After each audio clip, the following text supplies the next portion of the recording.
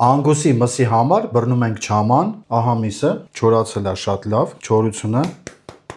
հələ յուղերը ինչքան լավն են, ընդհանուր իր տեսքը շատ լավն է մսի։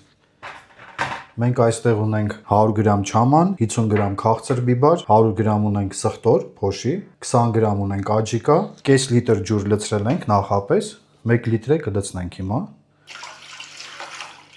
Հիմա համեմունքները լցնում ենք ամանի մեջ, չամանը,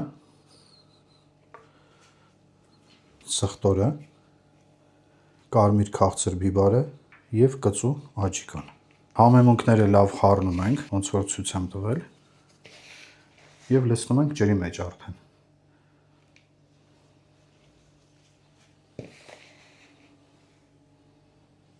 Կես ժամ կթողնենք ջրի մեջ կլուծվեն համեմունքները եւ կխառնենք միասին։ Կես ժամը լրացավ, հիմա կխառնենք չամանը, ահա, չամանը լավ արդեն բացվել է, ամենակարևոր բանն է, հետևորդներ ջան, որ այս գնդերը ընդհանրապես չլինեն։ Հələ ձեռքով որ խառնում ենք, հավասարաչափ բացվել է։ Չաման բռնելու ամենակարևոր պահը հենց այս պահն է, որ պետք չի վրազել, կես ժամը հենց այնպես չենք ասում։ Անմիջապես եթե խառնենք, կառաջանա գնդեր։